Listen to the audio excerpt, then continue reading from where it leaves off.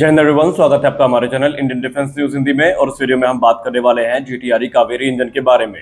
Kaveri engine को लेकर पिछले कुछ दिनों में जीटीआरई की तरफ से बहुत सारी अपडेट जारी करी गई हैं, जहां पर जीटीआरई के एक सीनियर साइंटिस्ट ने मीडिया को दिए गए अपने इंटरव्यू में कुछ बड़ी बातें करी हैं। इसमें उन्होंने कावेरी इंजन फंड इनिशिएटिव या ट्रेंड जो एक्स पे चला था उसको लेकर चर्चा करी है। लेकिन इसी बीच सबसे इंपॉर्टेंट चीज जो हमें देखने को मिली वो कावेरी का एक नया वेरिएंट जो कि आफ्टर बर्नर मॉड्यूल के साथ है वो देखने को मिला। और जब से ये फोटो सामने रखी गई जीटीआरई की तरफ से, उसके बाद से डिफेंस कम्युनिटी में और गलियारों में काफी ज्यादा चर्चाएं शुरू हो गई। आखिरकार ये नया कावेरी इंजन क्यों इतना चर्चा का विषय बना हुआ है, ऐसी कौन कौन सी इंप्रूवमेंट है जो हमने कर ली है, और क्यों आखिरकार अब हम ये श्योरिटी के साथ कह सकते हैं कि वाकई हमने एक ऐसा इंजन विकसित कर लिया है जो कि F404 की कैटेगरी में आ चुका है। कावेरी इंजन में बहुत सारी समस्याएं थी, इनमें मटेरियल से लेकर दूसरी कैरेक्टरिस्टिक्स जो थी उनको पूरी तरीके से बदला गया है। और ये जो नया आफ्टर बर्नर सेक्शन है इसके बारे में भी हम डिस्कस करेंगे, और साथ ही साथ हम जीटीआरई के उस ऑफिशियल स्टेटमेंट को डिस्कस करेंगे जहां पर उन्होंने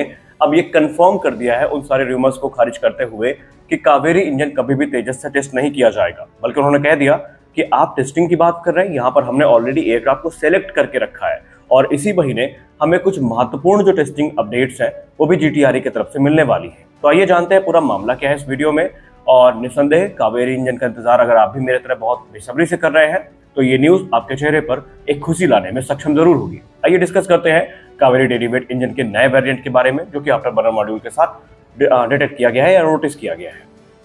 तो गैस्ट्रोमेंट रिसर्च एस्टैब्लिशमेंट ने हाल ही में कुछ बड़े जो बॉम्ब्स हैं वो गिराए हैं, जिसके बाद से इंडियन डिफेंस कम्युनिटी में चर्चाओं का बाजार काफी ज्यादा गर्म हुआ है। और सबसे महत्वपूर्ण था कावेरी डेरिवेट इंजन की एक नई तस्वीर जो कि जारी करी गई है। बड़ी बात यह है कि अभी तक जितने भी कावेरी डेरिवेट इंजन की तस्वीर आ रही थी वो बिना आफ्टर बर्नर मॉड्यूल के साथ थी, जिसका मतलब ये था कि वो ड्राई कावेरी इंजन थे जो कि 49 से 51 किलोटन का थ्रस्ट जनरेट करने में सक्षम थे। लेकिन इस बार जो तस्वीर सामने आई है वो प्रॉपर आफ्टर बर्नर के साथ आई है, और हम ये शायद कह सकते हैं कि पहली बार हमें इतनी हाई डेफिनेशन और क्रिस्टल क्लियर जो तस्वीर है इंजन की वो देखने को मिली है। इसमें हमें पहले बार देखने में ही कुछ चीजें पता चलती हैं कि इंजन पहले से ज़्यादा लीक हो चुका है, काफी एडवांस नजर आ रहा है। हाईटेक फैसिलिटीज जो जीटीआरई की है उन्होंने काफी मेहनत करी है इसको बनाने में, और जो R&D वर्क है वो काफी बेहतरीन हुआ है। हालांकि जब बात आती है इंडिजिनस एरो इंजन टेक्नोलॉजी की तो अभी भी हमें एक लंबा रास्ता तय करना होगा। ये डेवलपमेंट आत्मनिर्भर भारत इनिशिएटिव के लिए काफी जरूरी है, क्योंकि इस समय जीटीआरई एम कर रही है कि हम सिर्फ घातक यूकैप नहीं बल्कि तेजस को भी इस इंजन से पावर करेंगे। लेकिन अभी भी हमने कहा पहले ही कि एक लंबा रास्ता तय होना है, जहां पर इसको रिगरस वैलिडेशन टेस्ट और दूसरी चीजों से गुजरना है और उन हिस्टोरिकल चैलेंजेस से ओवरकम करना है जो अभी तक इस प्रोग्राम में हमने फेस करे हैं। कावेरी डेरिवेट इंजन की बात करें तो वैसे तो ये जीटीआरई GTX 35VS कावेरी का नॉन आफ्टर बर्निंग वेरिएंट है, जिसने पहले भी 46 किलोटन का थ्रस्ट जनरेट किया था, लेकिन अब ये अपने इनिशियल टारगेट को एक्सीड कर चुका है और ये 49 से 52 किलोटन तक का थ्रस्ट जनरेट करने में सक्षम है। अब ये जो थ्रस्ट लेवल है ये बेसिकली हमारे आरपीएस से घातक के लिए तो सही है, लेकिन अभी भी ये तेजस के लिए सफिशिएंट नहीं है, और उसके लिए ब्रह्मोस एरोस्पेस की तरफ से जो आफ्टर बर्नर सेक्शन था वो तैयार किया गया था। ये एक ऐसी टेक्नोलॉजी होती है जो कि एडिशनल फ्यूल को इंजेक्ट करती है एग्जॉस्ट में ताकि थ्रस्ट को बूस्ट किया जा सके, और इससे जो थ्रस्ट आउटपुट है वो सिग्निफिकेंटली काफी एलिवेट होता है। अब सजेस्ट करती है रिपोर्ट कि आफ्टर बर्नर के बाद भी ये इंजन जो है वो 73 से 81 किलो न्यूटन तक का जो थ्रस्ट है वो जनरेट करने में सक्षम होगा। यानी अगर आप प्रैक्टिकली देखें तो F404 की जहां तक बात रही जो कि वो तेजस को पावर करते हैं, तो इंडिया की हॉट और ह्यूमिड कंडीशन में वो भी 84 किलोटन का थ्रस्ट जनरेट नहीं करते, बल्कि वो 78 से 79 या मैक्सिमम 80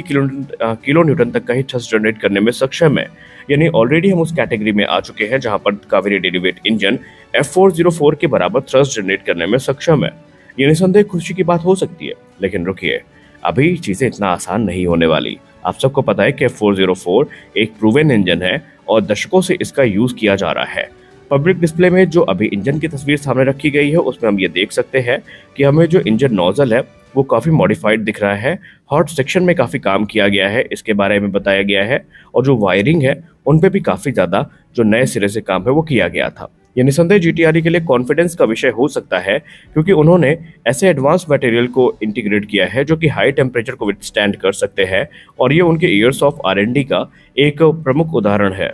और उन्होंने थर्मल मैनेजमेंट और कंप्रेसर एफिशिएंसी में भी काफ़ी काम किया है। लेकिन अभी भी कुछ चीज़ें हैं जो हमें वैलिडेट करनी पड़ेंगी, कुछ रिक्वायरमेंट हैं जो पूरी करनी पड़ेंगी, तभी कावेरी इंजन तेजस में इंटीग्रेट हो पाएगा या फिर उस पर यूज़ किया जा सकेगा। पहली चीज़ तो यह है कि performance potential. After burner module निस्संदेह कावेरी डेरिवेट इंजन को 80 न्यूटन से ऊपर का थ्रस्ट दे रहा है और F404 के बराबर भी रख रहा है, लेकिन एक गेम चेंजर इंजन साबित करने के लिए अभी इससे रिगरस टेस्टिंग से गुजरना पड़ेगा और इसको अचीव करने के लिए हमें जो पूरे फ्लाइट एनवेलप में कंसिस्टेंसी है थ्रस्ट की वो चाहिए होगी, जो कि अभी तक अनप्रूवन है, क्योंकि अभी तक जो इन फ्लाइट ट्रायल्स हुए हैं वो सिर्फ 25 घंटे के ही हुए हैं, या यूँ कह लें जो ओवरऑल अभी आफ्टर बर्नर के साथ टेस्ट हुए हैं वो सिर्फ 25 घंटे के हुए हैं, यानी कि अभी हमें बहुत सारी टेस्टिंग की ज़रूरत है। दूसरी बात टेक्निकल मैच्योरिटी। इस इंजन की जो डिज़ाइन है, जो इमेज में हमने देखा, वहाँ पे हमें ये तो दिखा कि इंजीनियरिंग काफ़ी सोफिस्टिकेटेड है और आफ्टर बर्नर को काफ़ी बारीकी के साथ इंट्रोड्यूस किया गया है, कॉम्प्लेक्सिटीज़ को हमने पार किया है और हिस्टोरिकल डिले से हम ऊपर आए हैं।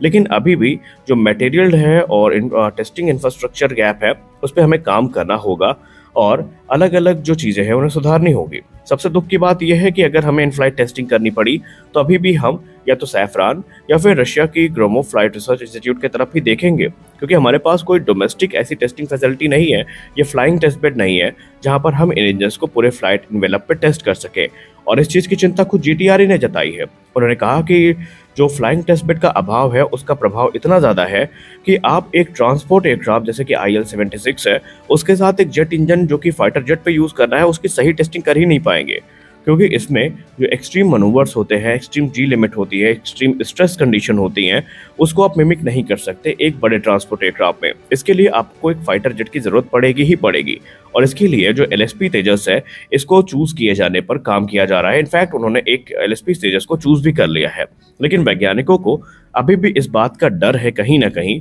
कि एक सिंगल इंजन फाइटर से ये काम करना सेफ होगा या नहीं, क्योंकि इन केस अगर कोई भी कैटास्ट्रोफिक फेलियर होता है तो उसका सीधा मतलब यही होगा कि एयरक्राफ्ट जो है वो क्रैश होगा और ये चीज़ हम बिल्कुल भी नहीं चाहते। और यहाँ पर एक और चैलेंज है, वो है स्टेल्थ और एफिशिएंसी का। निस्संदेह हमने GTRE कावेरी इंजन में सफलताएं प्राप्त करी हैं, लेकिन हम ये भूल नहीं सकते कि बहुत सारी टेक्नोलॉजीज अभी भी अब आउटडेटेड हो रही हैं और उस पर हमें ध्यान देना होगा। उन्होंने जो हीट सिग्नेचर है उसको रिड्यूस करने के लिए आफ्टर बर्नर सेक्शन में काफ़ी मॉडिफिकेशन तो करे हैं, एडवांस कोटिंग का यूज़ भी किया है, लेकिन वो कितने इफेक्टिव है ये प्रूव होना अभी बाकी है। Additionally thrust specific fuel consumption जो है हाई थ्रस्ट लेवल पर वो किस प्रकार से ऑप्टिमाइज किया गया है और लॉन्ग रेंज मिशन में वो कितना ज़्यादा फायदा हमें पहुंचाएगा, इस चीज़ के बारे में भी स्पष्ट जानकारी प्राप्त करना अभी हमारे लिए काफ़ी आवश्यक होने वाला है।